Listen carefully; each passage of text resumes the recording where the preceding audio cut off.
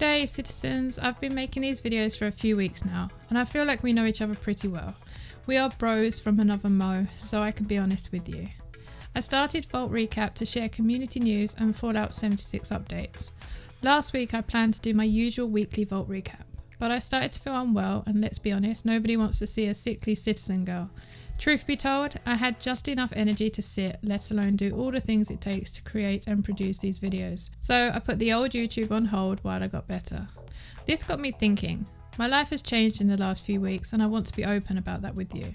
You see, I don't want to start rushing content just to hit imagined deadlines. I don't want the quality of my videos to suffer just to get the latest Fallout 76 news headlines out first. That isn't who I am, and my content has never been about that. I wouldn't have named these videos Vault Recap if I wanted to be the first. Truth is, I care about the quality of the videos I make. I'm learning editing all the time and mixing things up, always looking to improve. But one thing I will never do is compromise quality for quantity. Another thing that I need to mention is my real life job. You see, YouTube is my hobby, my passion project as Peter McKinnon refers to it. It's an outlet for my creativity and a way to interact with you, the Fallout 76 community. It isn't my full-time job. In real life, I work as a training consultant, where I'd usually deliver training remotely from this very office. But just before I relaunched this channel in June, I was offered a new job which would involve a lot more travel delivering training programs. Why am I telling you this? Well, it's simple. My new job will mean less time at home, and with less time at home, I'll not always be able to make videos like this. Life is going to change, and that means the content I put out may change too. One thing that will remain the same is that it will always be about Fallout 76. So yeah, that's my update. Now on with the video. Episode 5, baby!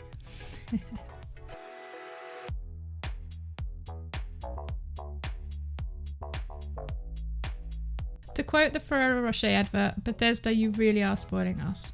What with legendary crafting, Gold Rush weekend, new seasonal events, free daily Atom Shop items, the arrival of the updated PTS, and of course the conclusion of the Steel Ring questline. Don't worry, no spoilers here. As many of you may know, last week we were told about the arrival of two major new updates to the Fallout 76 PTS, these being Private Worlds and Custom Worlds. Public Worlds will be available to 24 players at a time. Public World themes will rotate weekly in the PTS and monthly in the live version of the game, so that you regularly have fresh experiences to try out. So far, players have been able to test Quantum World, which offers maximum jump height, no fall damage, nuked creatures and flora, and Quantum Storm weather. And then there's Happy Builder, which offers no camp placement restrictions, relaxed building restrictions, all map locations discovered, and no PvP. In future, players will also be able to test Dweller Must Die, which provides reduced damage dealt by players, increased damage received, greatly increased enemy difficulty, and Dark Bog weather effects. As well as Butcher's Delight, which gives you infinite ammo, no AP costs from combat, and enhanced dismemberment. This has to be my personal favourite, simply due to the infinite ammo supply. I'm always running out of 45 ammo, so this is definitely a feature that I'll be adopting in-game. Speaking of custom worlds, this is the second major addition to the game that raised a few eyebrows. While this feature is limited to Fallout First players, this isn't the issue sparking debate. No, players are speaking out over the minuscule 8-player limitation. Currently, you can have 24 players in the public worlds, but for reasons unbeknownst to us, custom worlds do not offer this. With its 8-player limit seemingly mystifying many players, it's raised many an eyebrow.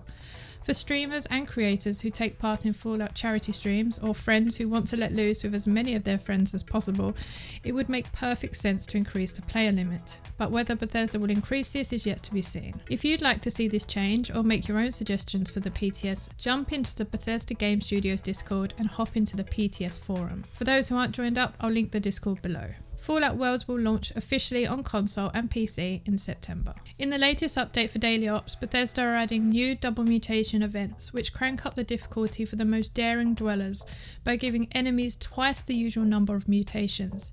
If you accept the challenge, you'll receive additional goodies like more legendary cores, always want those, double the XP, and double the in-game currency rewards. They've also added 3 new locations, including the Arctos Pharma Lab, Watoga High School, and Uncanny Caverns. Prior to Fallout Worlds coming out in September, Bethesda are planning to release another update for Fallout 76 on Tuesday, 3rd of August. This update will be a little different to the usual large updates we've grown accustomed to, as this update will be implemented to fix the many bugs and glitches reported by players. This update will run on August 3rd, so if you're planning on being off that day to play Fallout 76, you might want to choose another day to play, as you can expect the game to be down for a few hours. Aside from fixing bugs and glitches, this update will bring some new cosmetics to the Atomic Shop, so be sure to check back to see what new items are in store. Enter a world of astoundingly awesome tales. Join the intrepid time-travelling historian Katie Inkwell as she is flung forward in time to the 42nd century.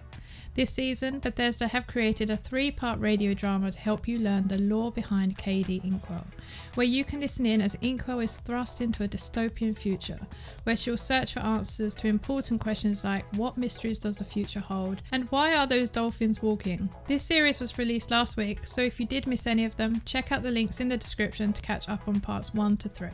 If you are an avid player of the game, then you'll know what treasury notes are. They're collected in-game during event rewards and can be taken to the gold press machines in Foundation and Crater to be exchanged for gold bullion.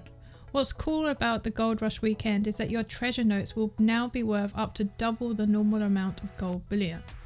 What's even better is that Bethesda increased the gold bullion limit to 400. So you have the chance to earn up to 800 gold bullion per day right up until the event ends on August 2nd. You want to know what's better than that? Minerva. That's what's better. From August 5th to the 9th, she will be back hosting her biggest sale ever. Featuring a greatly expanded inventory, you will have the chance to buy the plans you missed out on since her arrival in the Wasteland. So if I were you, I'd farm those treasury notes from now until the 2nd, take a day off on the 3rd while Bethesda do their update, and stick a reminder in your diary for the 5th of August to ensure you don't miss Minerva's big sale. Oh, one last thing, keep an eye on the Atomic Shop every day as Bethesda roll out free items like perfect bubblegum, lunchboxes for that free XP, scrap boxes and more. For a deep dive into the Atomic Shop bundles, check out Tonic, who routinely takes an in-depth look into the best Atomic Shop bundle of the week, and DTD Gamer, who runs through all the items in the Atomic Shop every week. Now, admittedly, this week's noob fact isn't just for noobs, because some seasoned players have confessed to not knowing this, so stick around as this may save you some much needed time. In week 2 of Vault Recap, we spoke about the do's and don'ts of legendary crafting, but one thing I forgot to emphasise was that you can buy more than 10 legendary modules from the purveyor at the Rusty Pick in one day. When you visit Murmur and purchase 10 legendary modules at a cost of 500 script, they no longer show in her inventory, making you think you can't buy more. This isn't true. As you'll see in the clip behind me, all you have to do is log out of the server upon purchasing your 10 legendary modules and hop into a new server. When you visit the purveyor, you will see 10 legendary modules for sale. Pretty sweet, eh? You can rinse and repeat this process up to a maximum of 10 times, as there is a cap of 5,000 script per day. So no more hanging on to those dead-end legendaries, go script them at the legendary machine ASAP. You can travel to the following locations for free: Vault 76, Crater, Foundation and Fort Alice. Now this is handy for obvious reasons. It saves caps when travelling to other player vendors or simply for exploring the region while on a budget. But it's super handy for when you want to visit the Rusty Pick to trade your script for legendaries or modules. If you look at the Appalachian map, you'll notice each location is spread north, east and south of the Rusty Pick, or at least they're pretty close. If you're able to apply the perk card Travel Agent, you'll get a discount on travel costs too. In one of these clips you can see me travelling to the Rusty Pick. Without the card it would have cost 22 caps, but with the perk card applied it costs 16 caps, so you save a 30% discount. You may have to wait until you're level 50 to unlock all the perk cards. If you do unlock this card early, then great. If not, wait until you're level 50 and all the perk cards become available, I think. I don't know, I might have just made that up. Anyway, moving on. This week's community update feels a little different. And it's moments like these that I have to stop and take a moment to pause, reflect and just be. Having lost my dad very suddenly to cancer and my uncle to COVID, I've experienced loss and heartbreak at the deepest levels. When you experience grief, it changes you. It redefines everything you once thought to be true. It tears you apart only to rebuild you into a slightly broken, stronger version of your past self. One thing it doesn't protect you from is that overwhelming feeling you get when you see a community coming together to mourn and celebrate the life of another. It's not often that I'm lost for words, but something happened last week that caught me off guard. A gamer by the name of Ballard, beloved to many, passed away suddenly due to a heart attack. He went by the gamertag Gamer Redefined, a truly befitting name of a person whose character redefined the community. I wasn't fortunate enough to meet Greg, but via the power of social media, I got to know what he meant to so many and how special of a guy he was. Players asked that we never forget, that we remember Greg, a person who clearly brought so much light and joy to the community. As Pericles said, "What you leave behind is not what is engraved in stone, but what is woven into the lives of others." And what I witnessed that day epitomised those words as the community joined forces to commemorate the loss of Greg. Meeting in game on Friday the 23rd of July, players from PlayStation, Xbox and PC arrived en masse, overloading servers and marching for Greg. They laid tributes, sang songs, paying their respects in game to their friend. I saw stories of people joining the memorials despite not knowing what was happening, and then swiftly adopting a suit and hat, a testament to the kind of people who play Fallout 76. The community did all this with little fanfare, without fuss, without noise. They raised money for Greg's funeral, they mourned together, they celebrated his life. United together for one cause, to say goodbye to a friend they loved dearly. To the community, I tip my hat. To Greg, I'm sorry you had to leave this world for me to find you.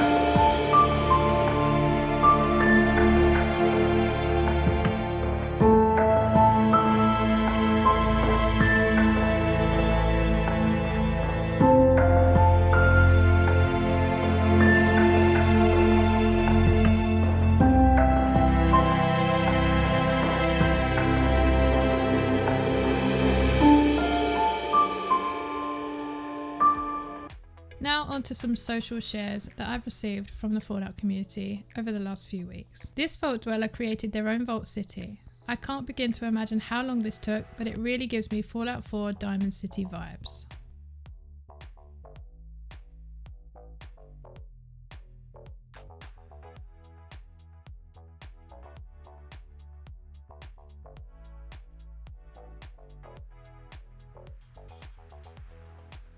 Xbox gamer Roscoe the Nerd shared a very familiar clip. You know that moment when you're in nuclear winter, hunting your prey, and in strolls a player in power armor bouncing along the path. You're confident, you have marine armor on, you whip out your handmade and you start to shoot. You have great expectations. Your aim is perfect, you fire multiple times, and it's just not enough. Apparently Nuclear Winter is the only game where aim assist is about as useful as a bloodied teapot. TikTok user The Nerd That Was captured this private moment, which made me contemplate adding an X rating to this video. Just remember, citizens, the scorched have needs too, but come on, get a room, please.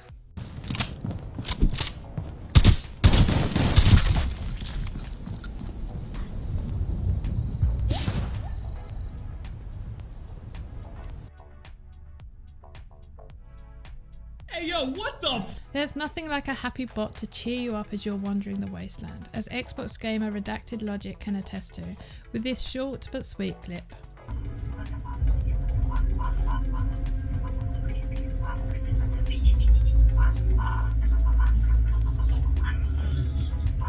Have you bumped into this little dude in Appalachia yet? Leave a like if you've seen him, or leave a comment if you haven't. I bet I'm the only person who's yet to find this happy bot. Here's gamer Bloodfoot6229 showing us how it's done in Nuclear Winter. I'll tell you one thing, this guy isn't worried about getting the Pink Sprinkles power armor, he's got all the armors. Expected outcome. They were a particularly weak candidate.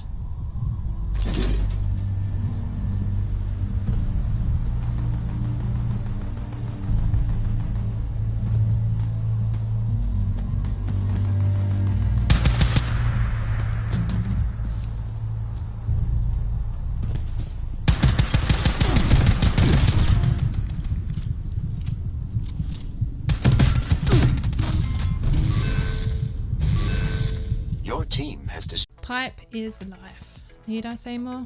Didn't think so.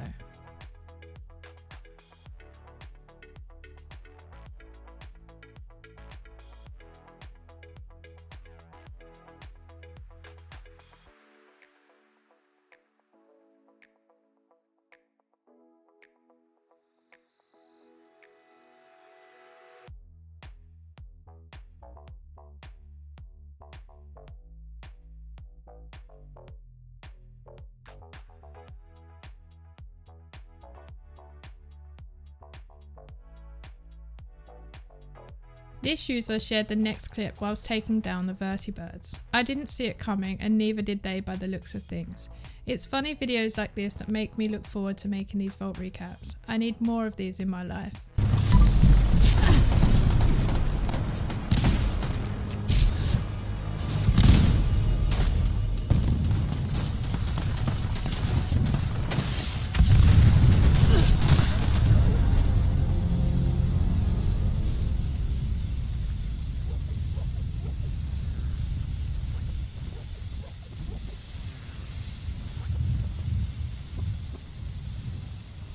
If you have a clip to share, email it to vault@CTZNGiRL.com or follow me on Twitter, Instagram or Facebook and tag me in your videos to be featured in a future episode. Note that if you shared a clip already but don't see it in this video, please know that I do intend to share it, but I have a lot to get through in a little amount of time, so your time will come, Obi-Wan. Instagram user Blabby Cargo, part of Doughboys Inc., is known for capturing in-game photos that make you want to script your camera and give up completely. Well, because you just can't compete. Her icon is another Fallout photographer called Noob, who we featured last week. Along with capturing moments on her Instagram, Blabby Cargo also shared some entertaining footage of her reaction upon winning a game of Nuclear Winter, which made me feel completely normal, as I too get overly excited when I win a game. Often it's because I've cornered myself in a shack and can't get out because I'm engulfed in fire. But hey, a win's a win, as they say.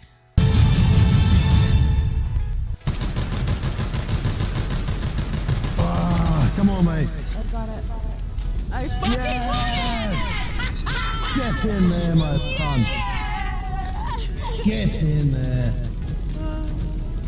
Fuck yes.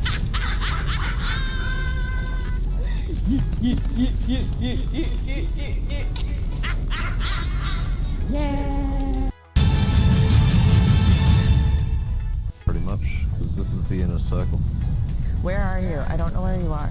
Oh shit!